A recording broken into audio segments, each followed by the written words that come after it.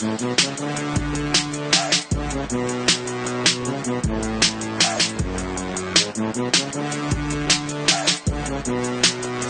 what is good? What is good? I'm actually recording this podcast on a late Sunday night while the Sunday night game currently is going on. I decided to do this because I don't want to wait too much longer. I need to get some sleep. So it was either to wait till the game was final, which could be another hour or so, which, I mean, right now New England's winning by 30-3, so I don't think it's going to change going forward, and New England looks dominant tonight. So, and probably down the rest of the year. Or, just get it in now. Unless this game speeds up by the time this podcast is over, the Pats should win their first game of the year, and that's going to happen. So, now, I'm not too sure if I'm going to keep doing this every week. I want to try this out. I got a lot of changes going on in my life in terms of the schedule, work schedule, coming up, and I won't be able to really react to any of these games, or week one or week whatever, when it gets to that time, have a chance to react to each week until the middle of the week. And we're going to do, so for the last couple of years, we've done the student game report on Monday and Tuesday with Kyle. Most likely that'll now be pushed to Wednesdays now, and we'll probably do a one larger podcast with him, and then the picks with Zach, on Wednesdays. But I want to react to some of these games out the shoot, kind of get a rapid reaction to some of these games. So I figured, well, I can do that solo, do a solo podcast like I'm doing now, and hopefully I can at least get my thoughts out there early in, and just kind of get out there and see where everything lays. So week one is not in the books yet. So we got 2 more games tomorrow night, or tonight when you get this podcast. It's going to drop on Monday morning. So tonight we got 2 games on Monday Night Football. But I got takeaways for you. I got takeaways from each of these games. Now, first off, before I start the show, I've remiss to not. I don't want to forget this again. I want to spend a special shout out to our good friend GW Gross, G Stelio, GWSTWLIO, who's a regular on this podcast. He'll be on the show later this week as we review Clash of Champions. It's coming up to Sunday. But he, he's now a father, a new dad. He had his first kid, I think now 2 weeks ago. And I haven't had a chance to really sit online. Now, obviously, I've told him congratulations, of course, in private, but haven't been able to shout him out on this podcast to tell him congrats, for officially being a dad. So, G, congrats to you and your wife, Christina, and, of course, your son, Mason. Beautiful family, by the way. And congrats to you from entering parenthood. It is not easy, as I can tell you. I'm losing my hair, of course, but it is definitely worth it. I love my kids more than life itself. But it ain't easy. I mean, I'm not going to sit and bullshit you. It ain't easy. But congrats anyway on becoming a father. So, okay. So that's out of the way now. I'm going to go through each of these games. Like, this is typical what we used to do with Kyle back in the day. So what we'll do here, we'll just go through each game like we used to do and review each game. What I'll do now, it'll be done solo now. On my end. So, and what I'll do on my end, since, every Wednesday on the podcast now, me and my buddy Zach, the gambling degenerate, comes on the podcast, and we go through our picks, against the spread.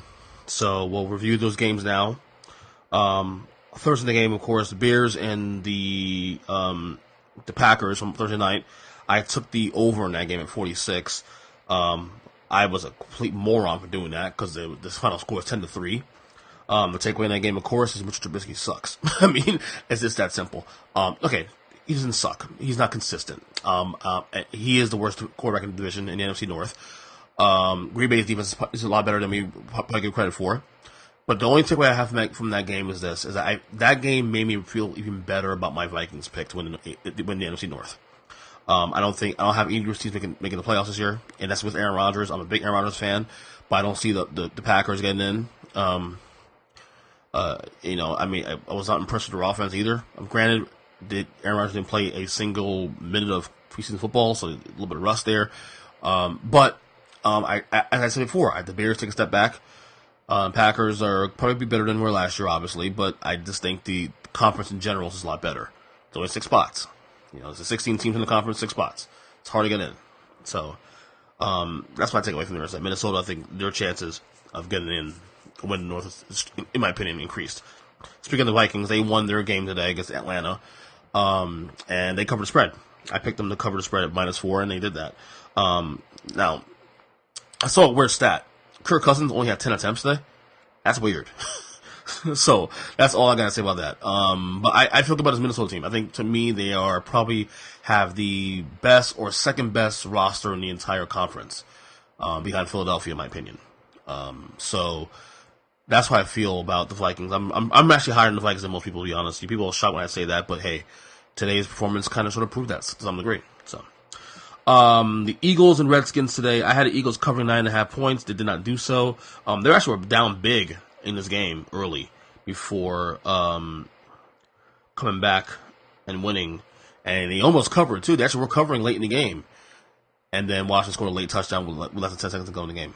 So that kind of pissed me off. So I didn't get the cover on that game. Philly showed in the second half why they're, in my opinion, the best team in the conference. And again, I picked them to win the NFC this year. So there's that. And I'm big on the Eagles this year. I'm really big on the Eagles. As long as Carson Wentz stays healthy, things should work out fine for this team. Okay. The Jets and the Bills, I had the over at 40. This game did not go over 40, went under instead. The Bills won this game, coming back late. They were down 16-0, came back, won 17-16. And I don't feel better or worse with these teams right now. Like, to me, both these teams probably are 8-8, 7-9 teams. And the Jets, again, had a chance to really establish themselves here, and they didn't do so. You got a two touchdown lead, 2-score lead in the fourth quarter at home. You got to hold that up. You got to hold that, and they didn't do so. So Buffalo, gets a big win in New York, New Jersey, whatever. And that's that. None of these teams are catching New England, so it doesn't even matter. But I did say, too, that one of these two teams, or both of these teams, could be teams that can hang around for a wild card spot if things play out their way. So, let me see here. Let's get to this game here real quick. The Browns and the Tennessee Titans. All the hype of the Browns coming to the year. You get the Odell Beckham and all the solid defense and Baker Mayfield and all that. And what happens to the Browns? They get slaughtered against Tennessee at home. I had the Browns cover this game. I did a 5-team parlay. And my biggest concern was this game, not because of Cleveland, because of Tennessee, because they're so bipolar. And Tennessee just came in there and beat them down from the word go. And I tweeted today after the game, if I'm a Browns fan, and given all the hype that you came into in the year, given all the hype you came into the season, and and everything, and then they had this game, and remember, the Browns were one of the top 5 biggest favorites to go to the Super Bowl this year. And what happens? They lay an egg at home. For the next 6 days as a Browns fan, it's gotta suck.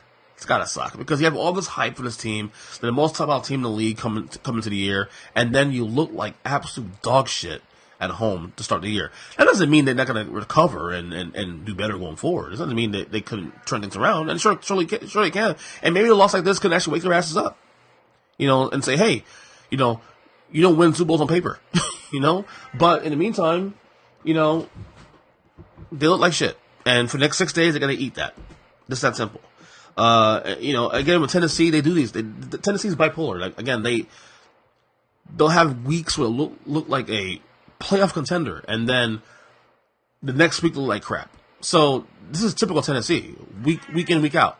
So we'll see how it goes. Okay, I had also Tampa to cover against San Francisco, and San Francisco beat them pretty handily today. I didn't see any of this. To be honest, I didn't see any of this game. I had on the Giants game once 4:00 hit. We'll see. I mean, it's 1 week. I don't want to overreact, but I mean, Tampa and Bruce Arians and James Winston and all that. I don't know. San Francisco, I'm not big on them either, as I said before. But we'll see. Again, week 1. Don't want to overreact, but we'll see how that goes. Let's see here. Kansas City covered their 4 points over Jacksonville. I had that. Pat Mahomes back where he left off from last year. He had 300 yards in the first half. I mean, again, he's the man. He's the man. It's just that simple. A lot of injuries in this game, of course. Nick Foles, the Jaguars, broken collarbone, out indefinitely. Tyreek Hill for the Chiefs got hurt in this game. He had to go to the hospital for a bad shoulder. Pat Mahomes actually got hurt in this game earlier and came back and played the game hurt. Chiefs going to be one of those teams at the end. I'm winning the Super Bowl this year. But, I mean, have those seen the Patriots tonight. I mean, I don't know. Let's see here. I also have the Rams and the Panthers in Carolina. I had Carolina +3. Carolina, this is the push, actually. Carolina lost this game by 3 points to the Rams. This was an interesting game most of the day. Rams had control of it, but Carolina stuck around, but couldn't get the job done. Just that simple. And I have Carolina winning the division, the NFC North, and see how tomorrow night goes with tonight goes with the Saints when they play the Texans tonight on Monday Night Football. Let's see here. Okay. 4 o'clock games here. Oh yeah, the Colts. The Colts did cover. I had Colts +6.5 against the Chargers. The Chargers won a game in overtime by 6, but the Colts, hey, they were down big early and they came back, made the game, took the game to overtime.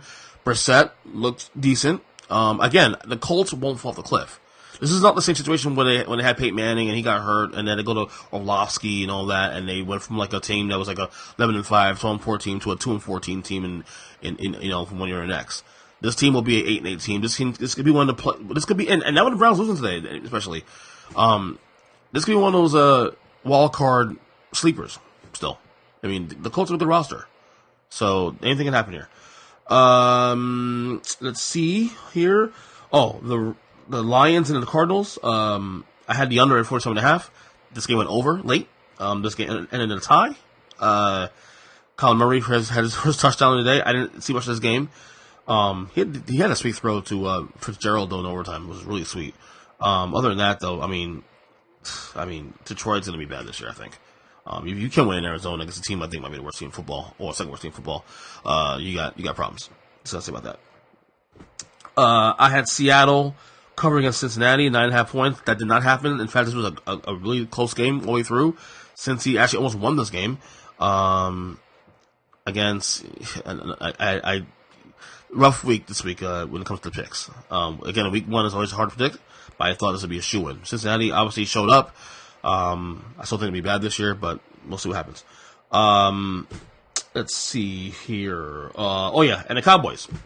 The Cowboys covered 7 points against the Giants. No surprise there. Dak Prescott looked good today. He looked really good. He looked like the $4 million quarterback.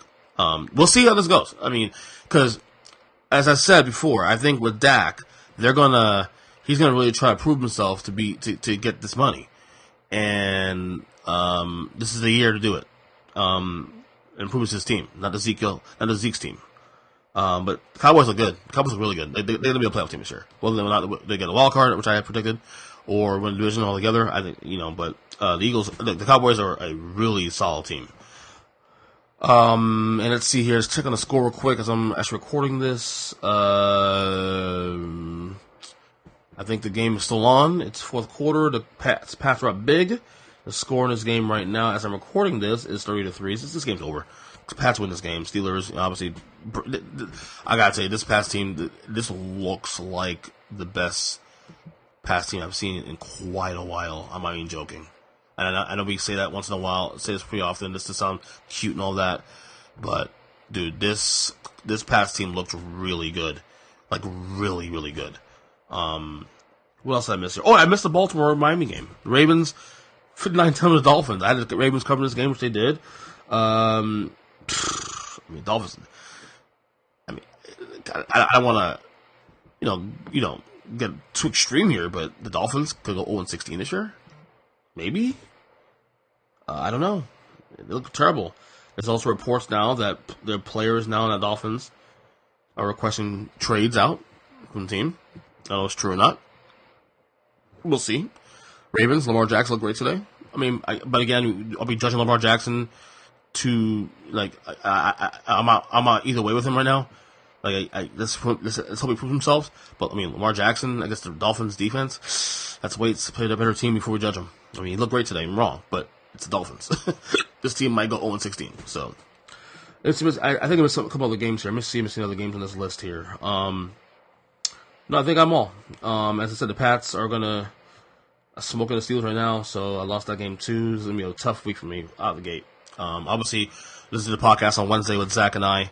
We do our picks. We'll review how he did. This is just what I did so far, and not a good week for me. Let's see any of the takeaways of the week. But yeah, it was a weird day, especially if you're better, especially if you're a gambler. Before I go, in terms of college football, first 2 weeks in, 3 weeks, 2 weeks, whatever, it's week 2, whatever, week 0 doesn't count really, but really everything is chalk in my opinion. It's nothing. The only thing in college football that really to me is fascinating is the fact that LSU, beating Texas, and for the record, Texas is overrated every year anyway. But LSU winning in Texas like that, Joe Burrow was like a Heisman candidate. 2 things that stuck out. Obviously LSU, being the one team I think that could maybe spoil the bracket, because we know right now, predicting the playoff right now, this 2 weeks in, 3 weeks in, whatever we call it, that it's Alabama and Clemson. Well, Clemson and Alabama right now, 1 and 2. Okay, and then you have maybe Ohio State. I don't know, and that's it. Really, there's no other teams to really speak of. Oklahoma could probably win the Big 12, but other than that, it's pretty much chalk right now. LSU again might be the team that spoils everything and it spoils the party. But again, the issue with LSU is that they're gonna have to play Alabama at some point later in the year, and unless they beat Alabama, there's really no conversation to be had. Now, granted, LSU could get in as a second SEC team if they win every game other than Alabama, but I mean, again, it's early. To be honest, everything's been disappointing. Florida State's disappointing to me, obviously, too. They won a game they shouldn't have won on Saturday. Miami's 0-2, obviously. Florida, they beat UT Tennessee, whatever the team they played on Saturday. Nothing really. I mean, I enjoy college football, obviously. I watch every Saturday, but nothing really stood out. Michigan is the other disappointing team, and they're 2-0, but but I don't know, man. Harbaugh. I love Jim Harbaugh, but he's overrated. He is, because he hasn't done anything. That doesn't mean he's not good. It doesn't mean he's not the hype. He's not worth the hype that he's been given so far. I mean, but that being said, this is what I will say with Jim Harbaugh. I will take a break on him here to some degree. The same folks are giving Michigan shit for beating Army barely by 3 points in double overtime are the same ones that if Michigan had won that game in a blowout will be saying the same damn thing, that, oh, well, it's just Army, wait, they gotta beat Ohio State first before you prove it to Jim Harbaugh proves that he's a great coach. So you can't play both ways. Okay? So he's still 2-0. Michigan's still a top 10 team, and they'll have an opportunity to change the narrative going forward. And that's it. That's just it. So, that's my takeaway from the weekend in college and in the NFL. Like I said, the Patriots game to be over soon. It's about 5 minutes to go in the game. Pats were up 30-3 still, I think, right? That's still a score? Yeah, it's about 5 minutes to go in the game. So, yeah. Anyway, we'll see. I may continue doing this every week. We'll see how it goes. Podcast schedule will be slightly different this year going forward. Let's say we have this coming Wednesday. We'll have the all football podcast with me, Student Game Report with Kyle, plus me and Zach with our picks, and then Thursday we're gonna drop the Clash of Champions preview with G and I, and maybe an extra interview there or not. We'll see what happens there. So, I think that's it for now. By the way, now it's now 33-3 Patriots, in the fourth quarter. So, yeah. The Pats are probably going to repeat this year. I don't know. This team just never stops. And by the way, they get Antonio Brown coming in there next week. How unfair is this shit, man? Really? I'm going to tell you. Anyway, I'm out. We'll check in on Wednesday. See ya.